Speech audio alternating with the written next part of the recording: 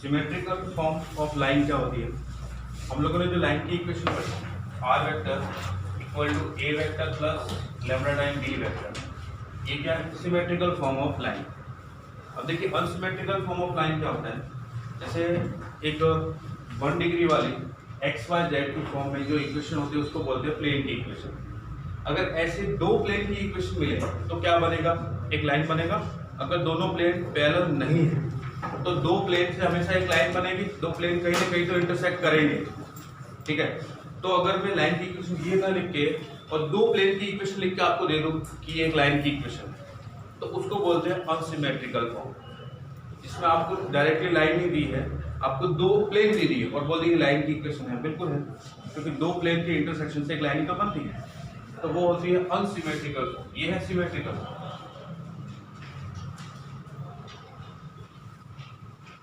Unsymmetrical ऐसे a1x plus b1y plus c1z plus d1 equal to 0, a2x plus b2y plus c2z plus d2 equal to 0। ये इसके अंदर condition क्या है कि a1 a2 a1 b1 c1 का जो रेशियो है a2 b2 c2 के साथ वो इक्वल नहीं है। अगर इक्वल हो गया तो दोनों प्लेन कैसे हो जाएंगे? पैरेलल। प्लेन पैरेलल नहीं होने चाहिए। अगर दोनों प्लेन पैरेलल नहीं है तो उनसे एक लाइन बनेगी और उस लाइन को बोलते हैं अनसिमेट्रिकल फॉर्म। या अनसिमेट्रिकल फॉर्म को सिमेट्रिकल फॉर्म में कैसे कन्वर्ट करेंगे? हमारे पास ये दे रखी है दो प्लेन, इससे हमें एक लाइन की इक्वेशन चाहिए। कैसे फाइंड करूंगा? लाइन की इक्वेशन के लिए मुझे क्या चाहिए? फर्स्ट वो पॉइंट जिससे लाइन पास होती है, और सेकंड चाहिए डायरेक्शन या फिर वेक्टर। अब मुझे बताएगा कोई कि दो प्लेन की इक्वेशन गिवन है जो इंटरसेक्टिंग प्लेन है, मतलब पैरेलल नहीं है, उसके लाइन ऑफ इंटरसेक्शन जो पास हो रही है उसकी डायरेक्शन कैसे फाइंड करेंगे? दो प्लेन गिवन है आपको, दोनों नॉर्मल का क्रॉस प्रोडक्ट, उससे आपको उस लाइन की डायरेक्शन मिलेगी जो दोनों प्लेन के इंटरसेक्शन से पास हो रही है। एग्जाम्पल के लिए देखो, ये प्लेन ये प्लेन, इन दोनों के इंटरसेक्शन से ये लाइन बन रही है। इसका नॉर्मल वेक्टर इधर, इसका इधर, दोनों का क्रॉस प्रोडक्ट करूंगा, इस नॉर्मल का इस नॉर्मल का, तो वो ऐसे जाएगा, क्रॉस प्रोडक्ट ऐसे आएगा और वो क्या होगा? इस लाइन के पैरेलल। तो इस लाइन का वेक्टर मिल गया। अब हमें क्या चाहिए? पॉइंट चाहिए जिससे वो लाइन पास हो। लाइन की इक्वेशन के लिए आपको दो चीजें चाहिए, एक तो वो पॉइंट चाहिए जिससे लाइन पास हो रही है और एक उसकी डायरेक्शन चाहिए, वेक्टर चाहिए। तो वेक्टर तो आपको मिल जाएगा। इससे वेक्टर कैसे मिलेगा? बी वेक्टर, कोई बताएगा? बी वेक्टर मिलेगा n1 vector cross n2 vector, दोनों के क्रॉस प्रोडक्ट। ये आप चाहो तो ऐसे लिखोगे i j k, और n1 के अकॉर्डिंग क्या होंगे डायरेक्शन रेशियो बता सकता है कोई? a1 b1 c1, और इसके a2 b2 c2। इससे आपको आई जे के जो भी कोएफिशिएंट है वो डायरेक्शन रेशियो हो जाएंगे किसके? लाइन के पैरेलल जो वेक्टर है। अब पॉइंट के लिए देखो, कोई भी लाइन, अगर आपके पास कोई भी लाइन है तो वो एक्स वाई प्लेन या वाई जेड प्लेन या जेड एक्स प्लेन, इन तीनों में से किसी न किसी प्लेन को तो इंटरसेक्ट करेगी ही करेगी। कोई भी लाइन ऐसी नहीं हो सकती कि तीनों में से किसी प्लेन को इंटरसेक्ट नहीं करे, क्योंकि लाइन में दो बोथ साइड इंफिनिटी तक एक्सटेंड हो सकती है वो, ठीक है। जैसे मान लो ये आपका एक्स एक्सिस है, ये जा रहा है वाई एक्सिस और ये जेड एक्सिस है, ठीक है। तो ये कौन सा प्लेन हुआ? X Y plane. ये नीचे वाला ये कौन सा प्लेन हुआ? एक्स जेड, और ये वाई जेड प्लेन हुआ। अब ये लाइन में मान लो ऐसे लाइन ऐसे है, ऐसे, तो या तो इसको कट करेगी या इसको कट करेगी या ऐसे इसको कट करेगी, किसी न किसी को तो कट करेगी करेगी, है ना। तो मान लो आप लेट करके चलो कि वो एक्स वाई प्लेन को कट कर रही है, तो एक्स वाई प्लेन पे वाई क्या और जेड क्या होता है? 0। तो आप क्या करोगे? जेड इसके अंदर 0 पुट करो, जेड 0 हो जाएगा। वैसे ही आपको दो इक्वेशन मिलेगी एक्स और वाई की फॉर्म में, दोनों को सॉल्व करके एक्स और वाई ढूंढ लो, तो आपको पॉइंट मिल गया एक्स वाई यहाँ से और जेड 0, पॉइंट मिल गया और वेक्टर मिल गया। क्या अब लाइन की इक्वेशन बन जाएगी? फिर से समझाऊं पूरा। सबसे पहले क्या, दो प्लेन की इक्वेशन गिवन है, तो इससे आप क्या निकालोगे, वेक्टर। वेक्टर कैसे निकलेगा, इन दोनों के नॉर्मल के क्रॉस प्रोडक्ट। नॉर्मल के डायरेक्शन रेशियो क्या, a1 b1 c1, इसका a2 b2 c2, इन दोनों का क्रॉस प्रोडक्ट किया तो वेक्टर मिल गया, ये वाला b मिल गया। अब आपको ये a चाहिए, पॉइंट चाहिए, तो पॉइंट के लिए आप क्या लेट करके चलोगे, आपने लेट किया कि जो लाइन है वो कट कर रही है किसको, एक्स वाई प्लेन को, किसी न किसी प्लेन को कट करेगी। मैंने एक्स वाई लिया, आप चाहो तो वाई जेड ले लो या एक्स जेड। तो यहाँ पे जेड क्या होगा, जीरो। जेड जीरो, तो इक्वेशन कैसी बन जाएगी, b1y plus d1 equal to 0, a2x plus b2y plus d2 equal to 0। क्या आप इन दो इक्वेशन को सॉल्व करके x और y ढूंढ सकते हो, है ना, x और y मिल जाएगा, तो पॉइंट मिल जाएगा, x y यहाँ से और z ये। अब आपको पॉइंट भी मिल गया और वेक्टर भी मिल गया।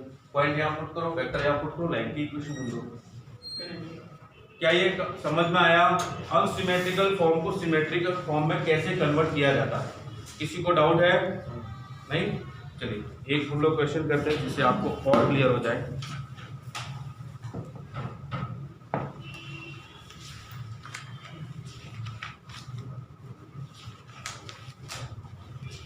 इस बार मैथ्स में अच्छा किया है सब लोगों ने, लगभग सब लोगों ने।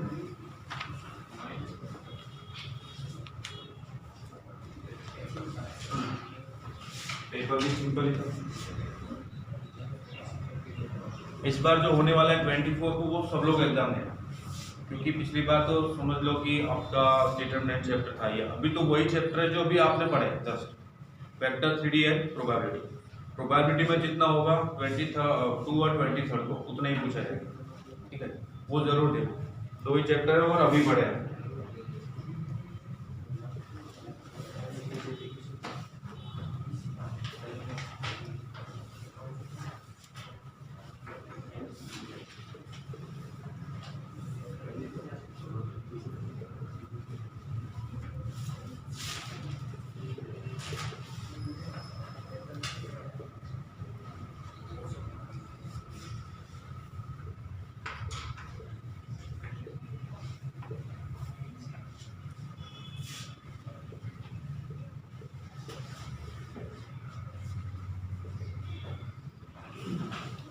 चलो हर्षद ये सॉल्व करके बताओ।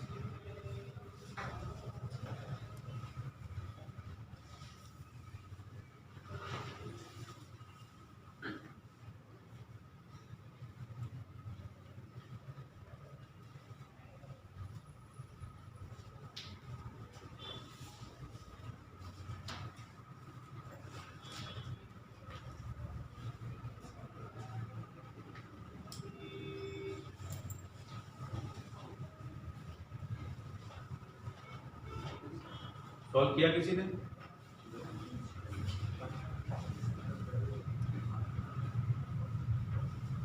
अविनाश सॉल्व ना? कौन सा प्लेन है? कोई भी प्लेन से बात, कोई भी प्लेन वेक्टर।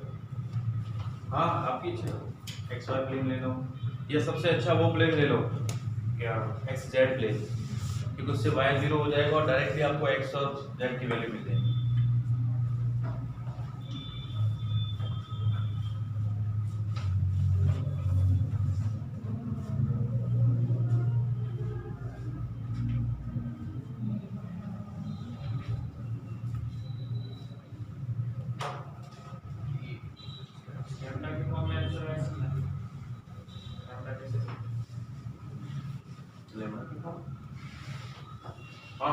उस कार्टेशियन फॉर्म में लिख देना, या फिर वेक्टर फॉर्म में लिखना है तो लैम्डा आएगा ही आएगा।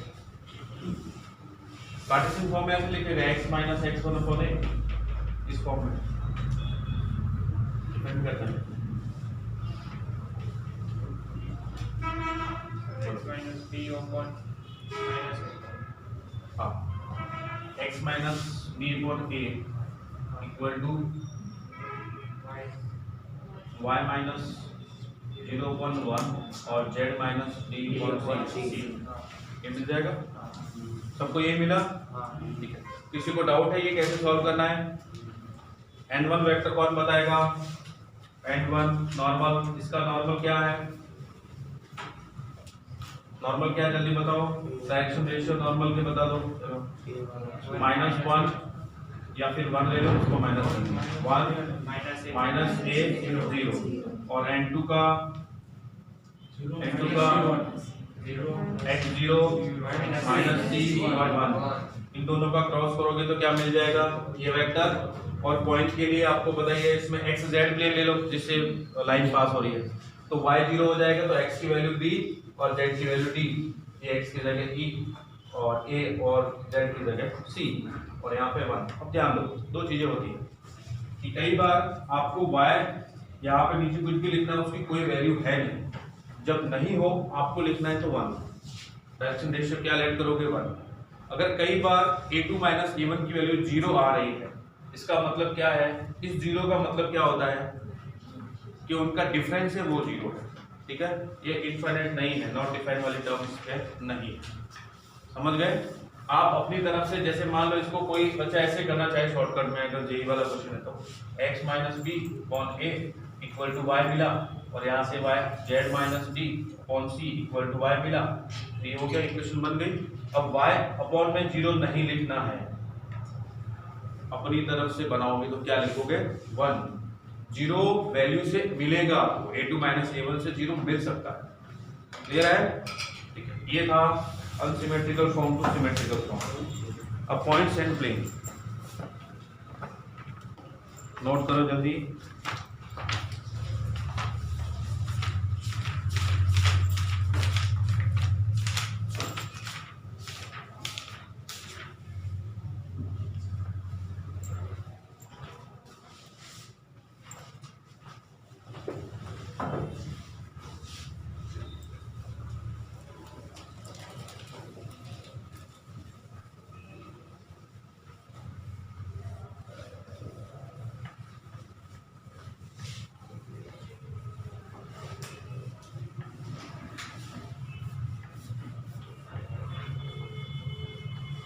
देखिए पॉइंट एंड प्लेन, आपके पास दो पॉइंट है और एक प्लेन की इक्वेशन। एक पॉइंट ए x1 y1 और z1 है, एक point B x2 y2 z2, और एक प्लेन है ax plus by plus cz plus b equal to 0। अब ये ए पॉइंट इस प्लेन पे होगा तो क्या कंडीशन होगी? कोई बता सकता है? ax1 by1 cz1 plus d equal to 0 है, और ax2 plus by2 plus cz2 plus d equal to 0। ठीक है, तो क्या होगा? पॉइंट ए एंड बी किस पे होंगे? प्लेन पे होंगे। क्या ये बात समझ में आई? अगर इन दोनों का प्रोडक्ट 0 आ रहा है तो by1 cz1 प्लस d, और ये product ax2 plus by2 plus cz2 plus d equal to 0, इन दोनों का प्रोडक्ट 0 आ रहा है तो एटलीस्ट 1 पॉइंट है, वो किस पे होगा? प्लेन पे। हो सकता है कि दोनों, लेकिन कम से कम एक तो हो गए, या तो ए होगा, अगर ये 0 बन जाएगा तो इसका प्रोडक्ट करूंगा तो 0 मिल जाएगा, या फिर ये पॉइंट ए बी है वो प्लेन पे होगा तो भी 0 मिल जाएगा, या फिर दोनों प्लेन पे होंगे तो भी 0 मिल जाएगा। क्या ये बात समझ में आई? तो एटलीस्ट 1 पॉइंट।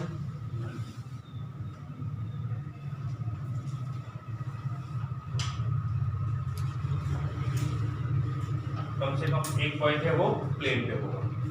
अब देखिए ये दो पॉइंट है, वो प्लेन के एक ही साइड है या अपोजिट साइड, वो कैसे पता करते हैं? मान लो ये दोनों पॉइंट इधर है, एक कंडीशन ये हो सकती है। एक कंडीशन क्या हो सकती है? एक पॉइंट ए इधर है एंड बी इधर है, ठीक है। अब ये पता करने के लिए मैं क्या कॉन्सेप्ट इसमें यूज करता हूँ, देखो मैं ये मान के चलता हूँ कि ये दोनों पॉइंट एक इधर है और एक इधर है, तो ये प्लेन इन दोनों पॉइंट को ज्वाइन करने वाली लाइन को किसी न किसी रेशियो में डिवाइड करेगा, ठीक है, λ/1। अब जिस रेशियो में डिवाइड करेगा तो यहाँ पे कोई ना कोई पॉइंट मिलेगा λ/1 में डिवाइड करने वाला पॉइंट, वो पॉइंट किस पे होगा? प्लेन पे होगा। अब सेटिस्फाई करने से लैम्बडा की मुझे वैल्यू मिल जाए और वो वैल्यू अगर नेगेटिव आ जाए तो, रेशियो नेगेटिव आ जाए तो एक्सटर्नल, तो प्लेन कहाँ चला जाएगा? इधर चला जाएगा, मतलब दोनों पॉइंट एक ही साइड में होंगे। जब रेशियो नेगेटिव आता है मतलब ये प्लेन इन दोनों पॉइंट को ज्वाइन करने वाली लाइन को एक्सटर्नली डिवाइड कर रहा है बाहर, तो दोनों पॉइंट एक ही साइड हुए। और अगर λ/1 लैम्बडा की वैल्यू पॉजिटिव आ जाए तो इंटरनली डिवाइड कर रहा है, इसका मतलब दोनों पॉइंट कैसे? अपोजिट साइड में है। समझ आया? तो इस पॉइंट के कोऑर्डिनेट, सी पॉइंट के कोऑर्डिनेट क्या होंगे कोई बताएगा? λ(x2) प्लस x1 और λ+1, ठीक है।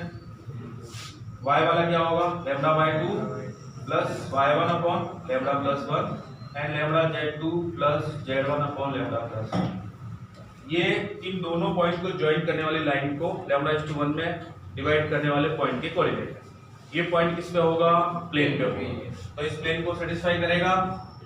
चलो सेटिस्फाई कराते हैं। a x की जगह लिखा λ(x2) plus x1 upon λ+1 plus b λ/2 plus y1 upon λ+1 and c λz2 plus z1 upon λ+1 plus d equal to 0। अब मुझे लैम्बडा की वैल्यू चाहिए, कोई बता सकता है लैम्बडा की वैल्यू कैसे आएगी? कैलकुलेशन तो कर लूंगा, फटाफट कैलकुलेशन करके देखना, समझ नहीं आए तो मैं दो स्टेप और लिख दूंगा। ये लैम्बडा ax2 के साथ आएगा, by2 के साथ आएगा, cz2 के साथ आएगा और लैम्बडा d के साथ आएगा। क्या ये बात समझ में आई? तो मैं लैम्बडा यहीं से कॉमन निकाल देता हूँ। ax2 plus by2 plus cz2 plus d। क्या ये बात समझ में आई? प्लस बिना लैम्बडा वाली डाउन ax1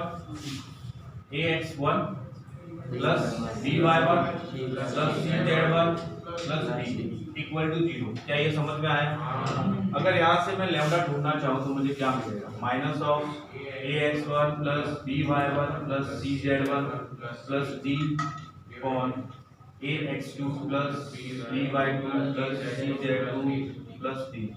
अब ध्यान से देखो, अगर इन दोनों का साइन सेम है, इसका और इसका दोनों का साइन सेम, या तो दोनों पॉजिटिव है या दोनों नेगेटिव, तो लैम्बडा की वैल्यू क्या? नेगेटिव। क्या ये समझ में आया? अगर लैम्बडा की वैल्यू नेगेटिव तो प्लेन कहाँ होगा? बाहर, दोनों पॉइंट एक ही साइड, ठीक है, दोनों point same side. Same side में दोनों पॉइंट होंगे, कब होंगे? जब ये दोनों सेम साइड के होंगे, एक ही साइड के, या तो दोनों पॉजिटिव या फिर दोनों नेगेटिव। तो दोनों का प्रोडक्ट क्या आएगा? अगर दोनों एक ही साइड के हैं तो दोनों का प्रोडक्ट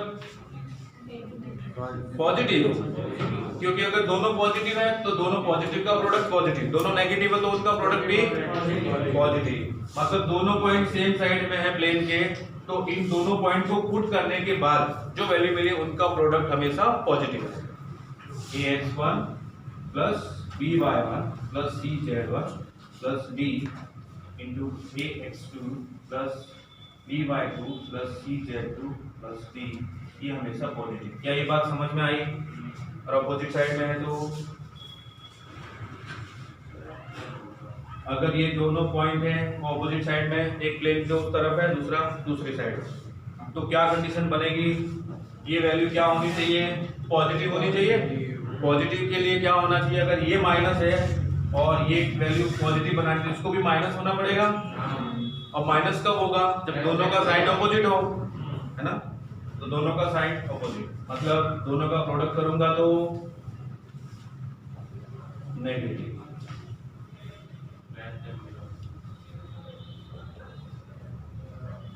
नेगेटिव ये आ गया, ठीक है। अब अगर आपको पता करना हो कोई भी दो पॉइंट गिवन और ये पूछा जाए कि ये प्लेन की किस साइड में है, दो पॉइंट देखिए, दोनों ऑपोजिट साइड में है या दोनों एक साइड में, तो आप क्या करोगे?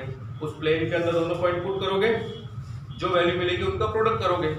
पॉजिटिव आया तो एक ही साइड में और नेगेटिव आया तो ऑपोजिट साइड में, ठीक है।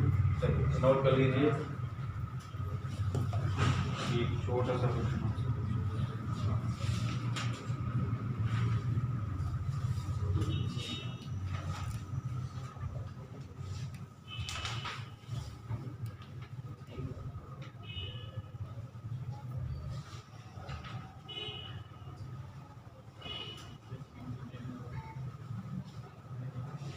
चलिए एक क्वेश्चन लिखता हूँ यहाँ पे।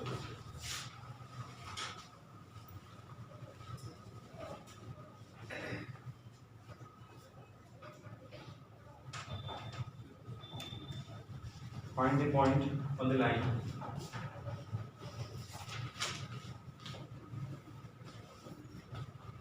x plus 2 by 3 equal to y plus 1 by 2 equal to z minus 3 by 2, z minus 3 by 2 at a distance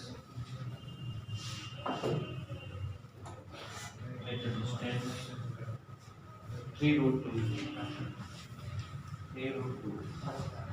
from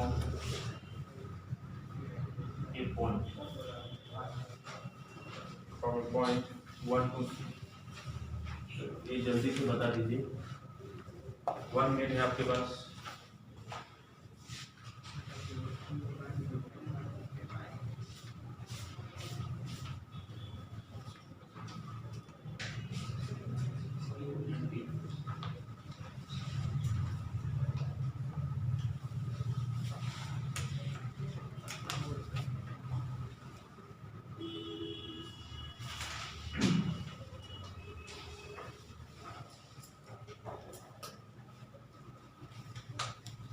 सोच के देखो इसमें क्या कॉन्सेप्ट लगेगा।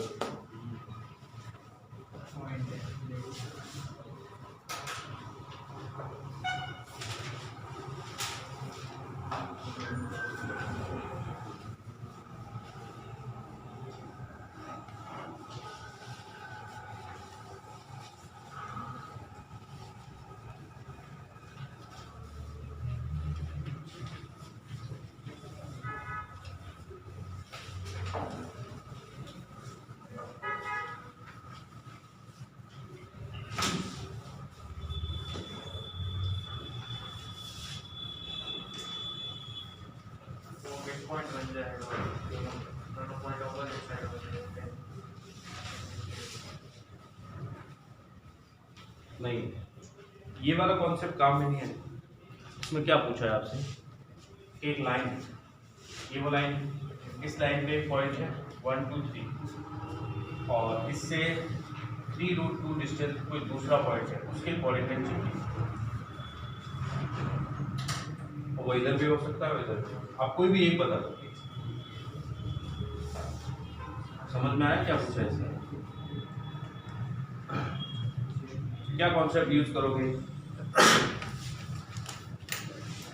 आप बताओ क्या कॉन्सेप्ट यूज करोगे? जैसा भी आपको समझ में आया। अभी तक तो आपने 3D पढ़ाई है। सर मिड पॉइंट होगा, मिड पॉइंट तो यही होगा इन दोनों पॉइंट का, और ये दोनों पॉइंट कहाँ से लाएगा?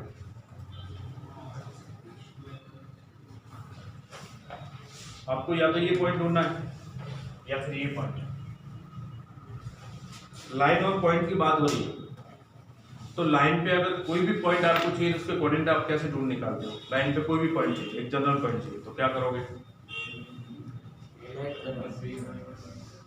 एक जनरल, मुझे इस लाइन पे एक जनरल पॉइंट चाहिए जो इस लाइन पे कहीं पे भी हो सकता है। कैसे फाइंड करते हैं जनरल पॉइंट? 8 स्क्वायर 2 हाँ, इसको मैं क्या करूंगा, इक्वल टू लेमडा पुट करूंगा, वहां से एक्स वाई जेड ढूंढूंगा। हाँ तो इस पॉइंट के कोऑर्डिनेट पूरे, मान लो ये पॉइंट यहाँ पे है, क्या होंगे -2 + 3 लेमडा, वाई वाला क्या होगा -1 + 2 लेमडा, और जेड वाला क्या होगा 3 + 2 लेमडा। अब आपके पास क्या गिवन है और कंडीशन, इन दोनों पॉइंट के बीच की डिस्टेंस फॉर्मूला लगाओ, इक्वल टू 3√2 करो और लेमडा ढूंढो। लेमडा ढूंढने के बाद लेमडा पुट कर देना, है ना। अब जल्दी करके बताओ, चलो फटाफट।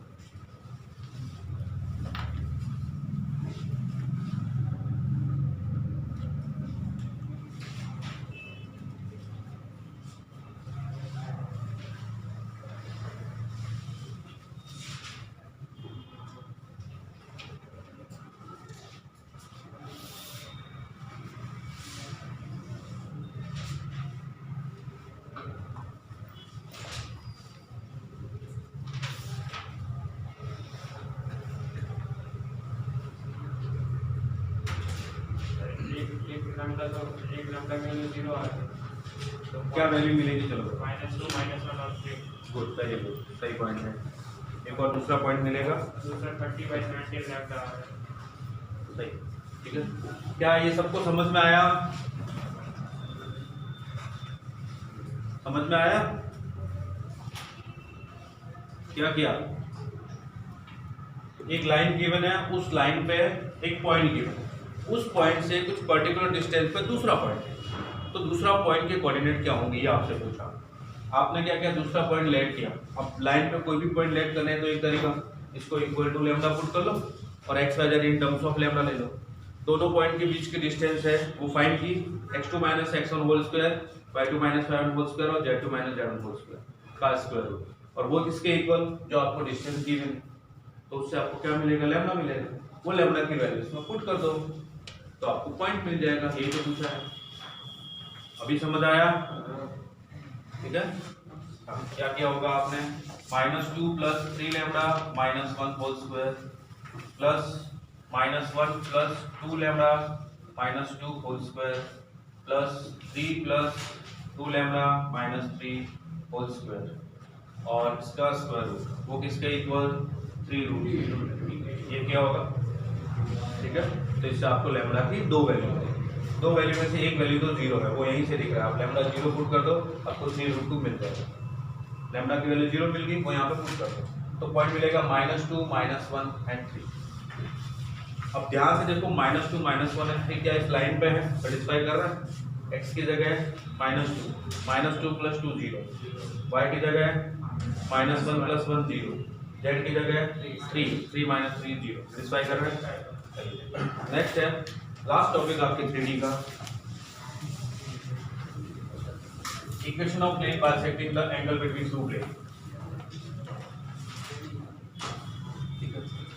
कल हम लोग 3D की प्रैक्टिस करेंगे, क्योंकि प्रैक्टिस करना बहुत जरूरी है। कुछ ऐसे ऐसे क्वेश्चन सॉल्व करेंगे जिसके अंदर जो जेईई में पूछे जाते हैं या पूछे गए हैं और जिसके अंदर लगभग सारे कॉन्सेप्ट अपने कवर हो जाते हैं। और फिर 20, 22 और 23 हम लोग प्रोबेबिलिटी पढ़ेंगे। देखिए ये एक प्लेन है और एक दूसरा प्लेन है ऐसे।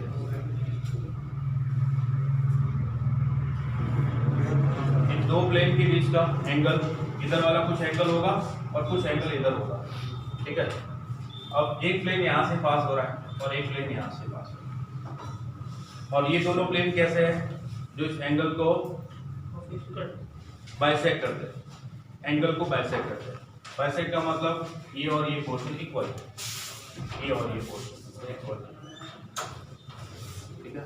अगर ये दोनों प्लेन एक दूसरे को 90 डिग्री एंगल पे कट कर रहे हैं ऐसे, तो इनके जो बाइसेक्ट होके जो प्लेन पास हो रहा है वो दोनों, ये एंगल कितना 45 45, ये एंगल भी 45 और 45, तो एक्यूट एंगल बाइसेक्टर और ऑब्ट्यूस एंगल बाइसेक्टर की कोई बात होगी, तो समझ में आ रहा है। अगर ऐसा नहीं है, दोनों 90 डिग्री एंगल पे इंटरसेक्ट नहीं कर रहे हैं, तो इसमें से कोई एक एंगल तो ऑब्ट्यूस होगा और कोई एक एक्यूट एंगल होगा। तो एक बाइसेक्टर तो वो होगा जो ऑब्ट्यूस एंगल बाइसेक्टर होगा, और एक कौन सा होगा, एक्यूट एंगल बाइसेक्टर। अब ये कैसे पता चलेगा कि कौन सा एक्यूट एंगल बाइसेक्टर है और कौन सा ऑब्ट्यूस एंगल बाइसेक्टर? समझ आ रहा है। दो प्लेन हैं, दोनों एक दूसरे को कट कर रहे हैं, जहां पे कट कर रहे हैं उससे एक और प्लेन पास हो रहा है। अब कट दो जगह से करते हैं, मतलब उनके बीच एंगल दो टाइप से बनेगा, एक तो इधर एंगल बनेगा, एक इधर एंगल बनेगा, दोनों साइड बनेगा। तो एक तो प्लेन यहाँ से जा सकता है, यहाँ से जा सकता है। अब ये ऑब्ट्यूस एंगल है या ये ऑब्ट्यूस एंगल है, ये एक्यूट है या ये एक्यूट है, ये हम लोग पता कर लेते हैं। अब मुझे इस प्लेन की इक्वेशन चाहिए, कोई बता सकता है इस प्लेन की इक्वेशन कैसे फाइंड करना है? ये मैं स्ट्रेट लाइन के अंदर सब कुछ पता चला, आप लोग अगर नहीं भूले हो तो आप लोगों को ध्यान है, एक लाइन है, ये एक दूसरी लाइन, ये इनके बाइसेक्टिंग लाइन है, यहाँ पे कोई पॉइंट लेट किया, यहाँ से ये डिस्टेंस इक्वल हुई, और उस पॉइंट का लोकस क्या होगा, उस लाइन की इक्वेशन जो दोनों के एंगल के बीच को एंगल को बाइसेक्ट कर रही है। क्लियर है।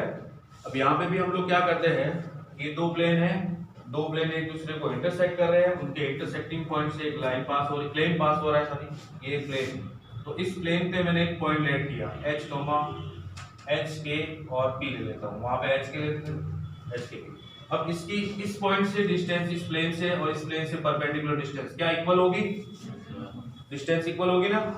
अब डिस्टेंस बताओ, अगर इस प्लेन की इक्वेशन ये है a1x plus b1y plus c1z plus b1 equal to 0, और इस प्लेन की इक्वेशन है a2x plus b2y plus c2z plus d2 equal to 0।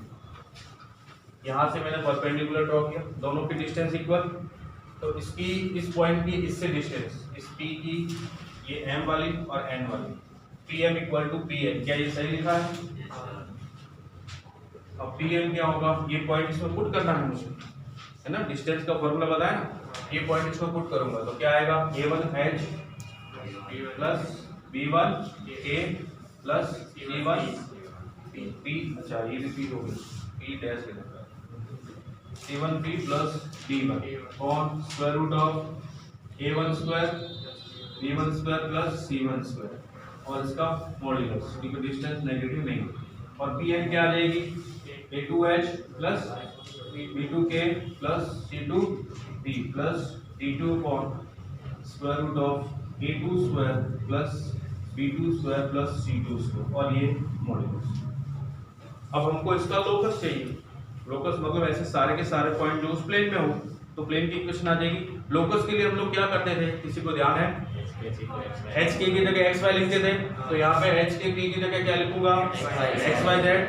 तो अब उस प्लेन की इक्वेशन आ गई a1x plus b1y plus c1z plus b1 upon square root of a1 square plus b1 square plus c1 square equal to plus minus a2x plus b2y plus c2z plus d2 upon square root of a2 square plus b2 square plus c2 square. क्या ये बात समझ में आई? अब आप एक बार plus ले लो तो ये वाला आ जाएगा, माइनस ले लो तो ये वाला आ जाएगा, या फिर प्लस से ये आएगा तो माइनस से ये आ जाएगा, दोनों बाइसेक्टर आ गए। क्या ये बात समझ में आई? किसी को अभी भी डाउट है क्या? नो डाउट, ठीक है। ठीक है, चलिए इतना लिखिए फिर आगे बढ़ते हैं।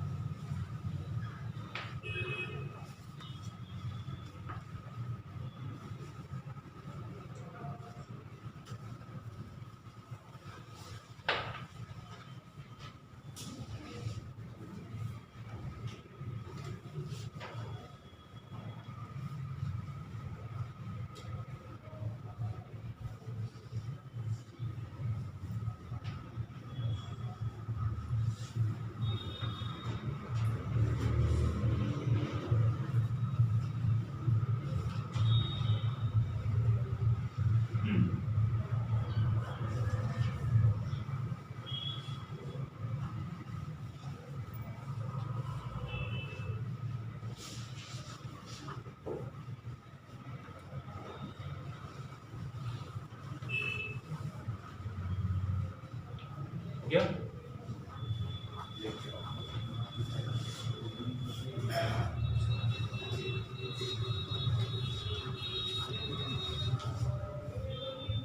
अब सुनो, अगर ये वाला एंगल आपके पास प्लेन की इक्वेशन तो आ गई, दो प्लेन की इक्वेशन आई है, एक बार प्लस लेने से और एक बार माइनस लेने से, ठीक है। अब मान लो कि ये जो प्लेन आपने फाइंड किया है और ये वाला प्लेन, इसके बीच में एंगल थीटा 1 है, तो ये भी थीटा 1 ही होगा, ऐसे करें, और ये एंगल थीटा 2 है तो ये भी थीटा 2 ही होगा। अब आपको क्या करना है, ये थीटा 1, ये प्लेन और ये प्लेन, इन दोनों के बीच का, दो प्लेन के बीच का एंगल तो फाइंड कर सकते हो आप cos थीटा के फॉर्मूले से, तो cos थीटा से tan थीटा ला सकते हो। तो अगर tan थीटा 1 इसकी वैल्यू ग्रेटर देन 1 है, तो ये वाला प्लेन है वो कौन से बाइसेक्ट में होगा, कौन से एंगल के बाइसेक्ट में होगा, ऑब्ट्यूज या एक्यूट, तो बता सकता है।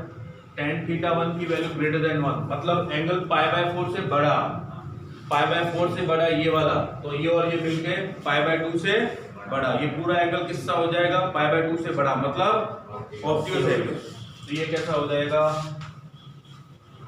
ऑब्ट्यूज एंगल बाइसेक्टर, उसके अंदर ये प्लेन है। और अगर tan थीटा 2 इसकी वैल्यू लेस देन 1 आ गई, कैसे फाइंड करोगे tan थीटा वो बता देता हूँ। ये जो आपने प्लस माइनस 2 फाइंड किए, इससे आपको दो प्लेन मिलेंगे, इसकी वैल्यू को इधर क्रॉस मल्टीप्लाई करो, इधर एक बार प्लस ले लो एक बार माइनस, दो प्लेन मिले, उसमें से कोई भी आपके मर्जी का कोई भी एक प्लेन चूज करो, समझ आ रहा है, वो प्लेन और इन दोनों में से कोई भी एक प्लेन चूज करो आपकी इच्छा से। उन दोनों के बीच में angle cos theta equal to होता है n1 dot n2 upon magnitude of n1 dot n1 of magnitude of n2। cos theta से tan थीटा ढूंढ लोगे, अगर tan थीटा की वैल्यू ग्रेटर देन 1 आई है तो इसमें से जो आपने ढूंढा वो कहां पे है, ऑब्ट्यूज एंगल वाले बाइसेक्टर में, तो दूसरा वाला ऑटोमेटिकली, अगर आपने प्लस लिया तो माइनस कहां चला जाएगा, एक्यूट एंगल में, और आपने माइनस लिया तो प्लस कहां चला जाएगा, वो एक्यूट एंगल में, और अगर इसकी वैल्यू लेस देन 1 आई तो वो वाला एक्यूट एंगल में आ जाएगा, ठीक है। एक तो ये तरीका, दूसरा तरीका जो हम लोगों ने लाइन के अंदर सीखा, A1 B1 ये आपने नोट किया, आप ये फाइंड करो, A1 A2 plus B1 B2 plus C1 C2, अगर ये पॉजिटिव है तो इसमें से जो प्लस वाला होगा वो एक्यूट एंगल वाला, प्लस एक्यूट एंगल वाला बाइसेक्ट प्लेन होगा, और माइनस है वो ऑब्ट्यूज एंगल, और ओरिजिन का होगा, ओरिजिन हमेशा माइनस वाले की तरफ होता है, ओरिजिन होगा ऑब्ट्यूज एंगल वाले प्लेन के। अब ये बात आपको समझ में आई।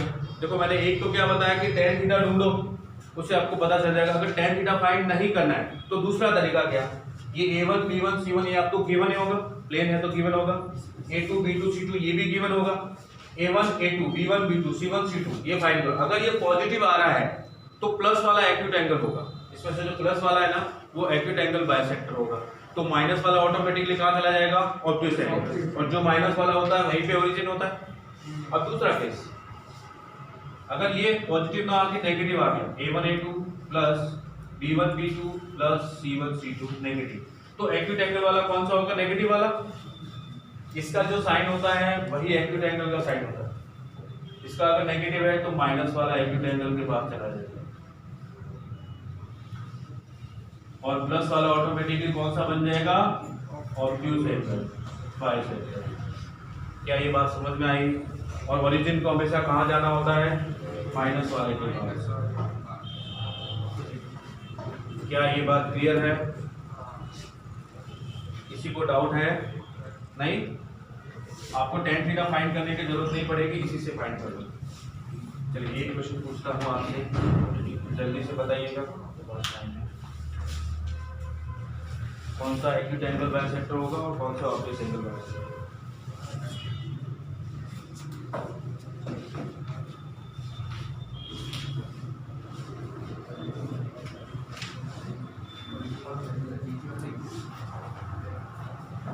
मैं ये सॉल्व करके बताऊं।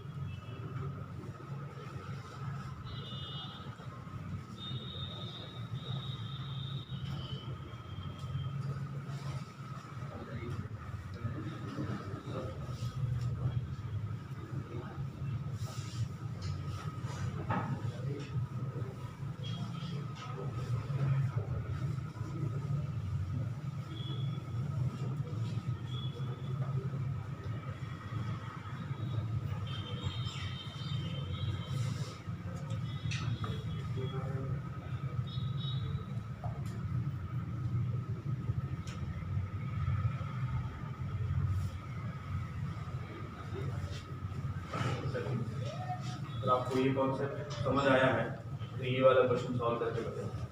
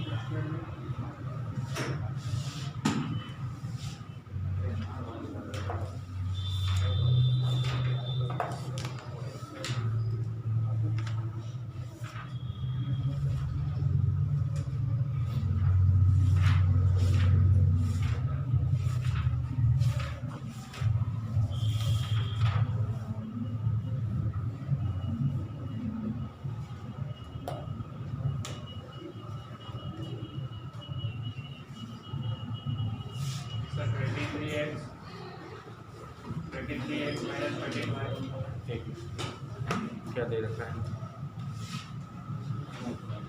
23x minus 13y plus 32z plus 45 plus 45। ये किस में है? ऑब्ट्यूज ये एक्यूट वाला, ये एक्यूट वाला। a1 a2 b1 b2 plus c1 c2, इसकी वैल्यू क्या आएगी? पॉजिटिव। ठीक है, हाँ। तो प्लस वाला क्या हो जाएगा? Acute angle. आपने ऑब्ट्यूज पूछा, मैंने दोनों पूछा है। अच्छा ऐसा। Acute angle and the plane which is obtuse angle.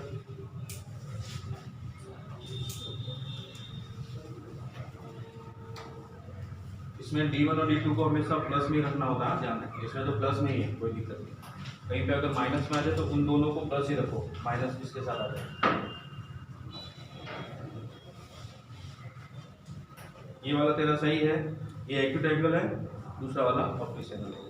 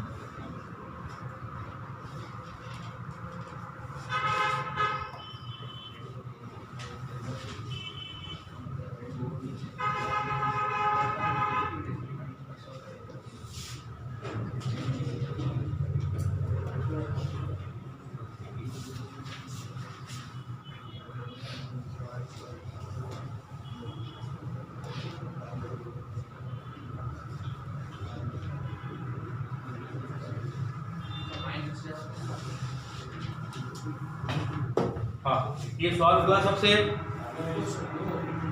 नहीं हुआ? वो जो इक्वेशन गई थी ना वो ऑक्यूल वाली या एक्यूट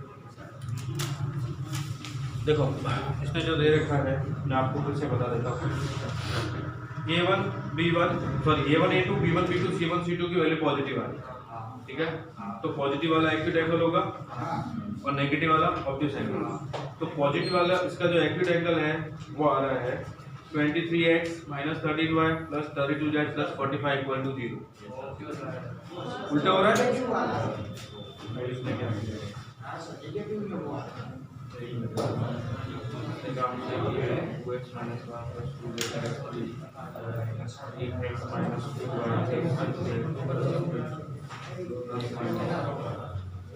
अच्छा इससे मिस्टेक हुई प्लस माइनस उधर की साइड, कोई बात नहीं, इससे मिस्टेक हुई है। ऑब्ट्यूस एंगल नेगेटिव वाला होगा और एक्यूट एंगल पॉजिटिव।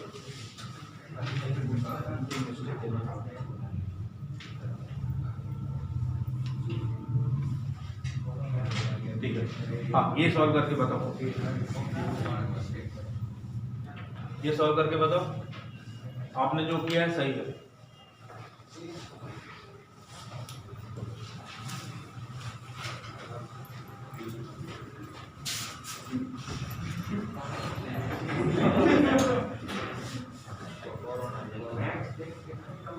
क्या हुआ इसको? इसको देख के स्टमक में ना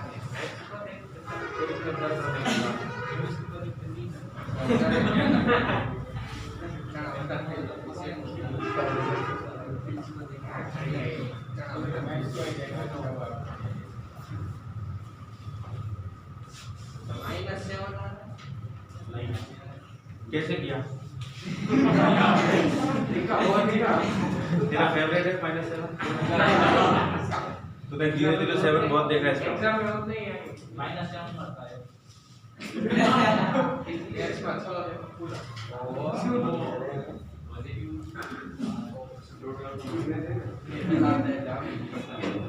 बोल बोल बेटा कॉन्सेप्ट बता।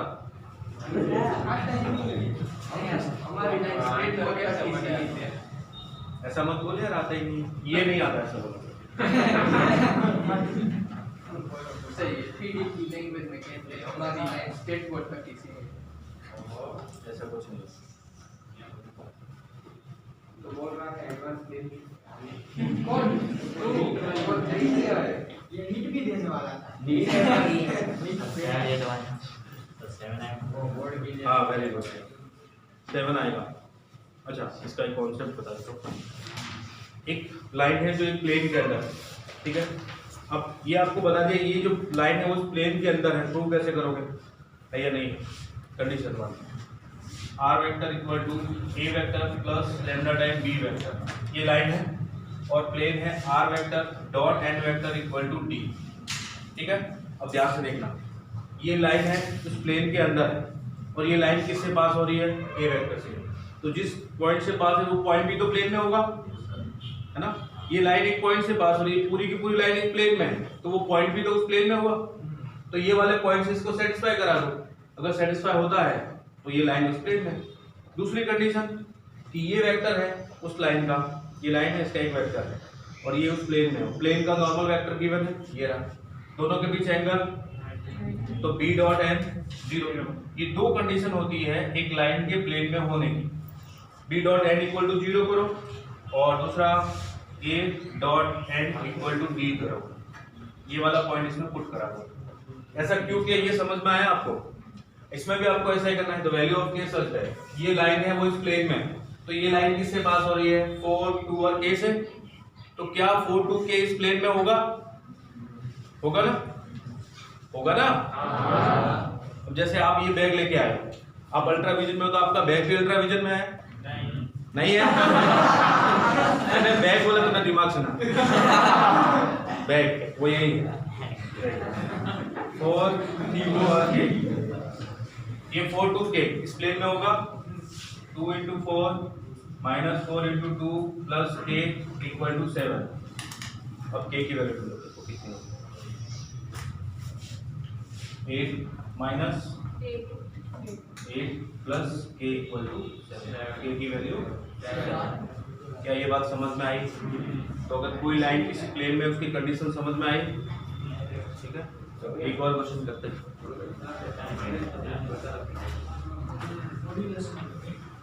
मॉड्यूलस में करना है।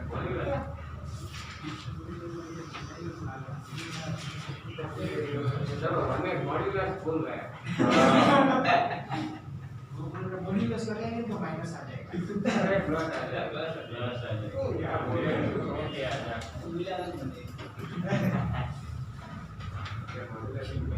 हाँ, ऐसी बातें कर पाओगे तो सबसे आगे।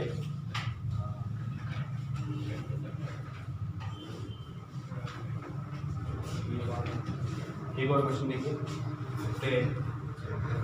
ये सब लोग सॉल्व करेंगे। सॉल्व नहीं करोगे तो मुझे कॉन्सेप्ट बताओगे क्या लगेगा इसमें। Passage through,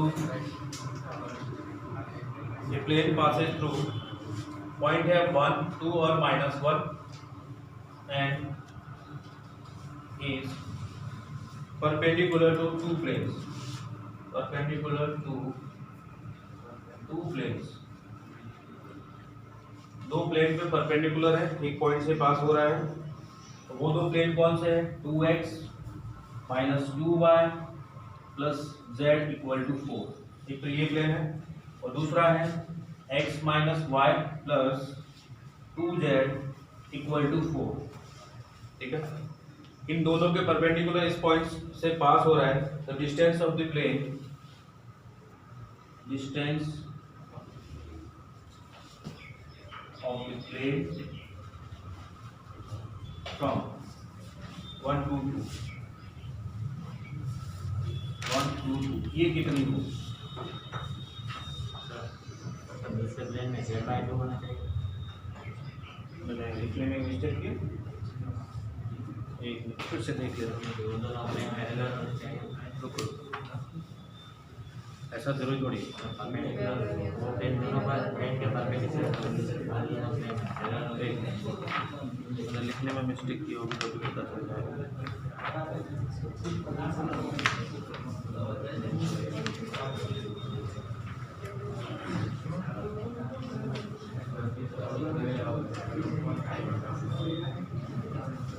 to X minus 2y plus z equal to 0 है और x minus Y plus 2z equal to ये 0।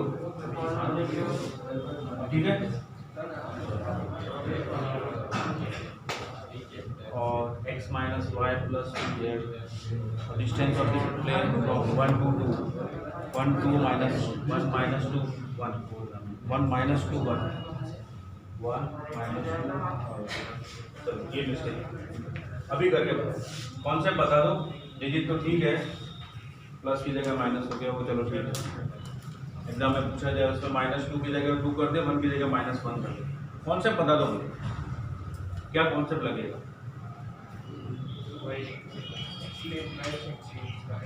एक प्लेन है जो दूसरे दो प्लेन के परपेंडिकुलर है ना। वो दोनों प्लेन पैरेलल होना चाहिए। जैसे मान लो ये दो प्लेन है, ठीक है, जरूर नहीं पैरेलल, ऐसे प्लेन है, ये दो प्लेन। एक प्लेन ऐसे कट कर रहा है 90 डिग्री एंगल पे ये प्लेन। अब इस प्लेन का नॉर्मल कहाँ जाएगा, मुझे कोई बता सकता है? इस प्लेन का नॉर्मल वहां जाएगा जहां पे इन दोनों नॉर्मल का क्रॉस प्रोडक्ट जाएगा। कई बात समझ में आई?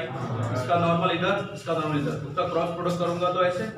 तो इस प्लेन का क्या आपको नॉर्मल मिल गया और वो पॉइंट मिल गया जिससे ये प्लेन पास हो रहा है। तो प्लेन की इक्वेशन आ जाएगी r - a.n = 0।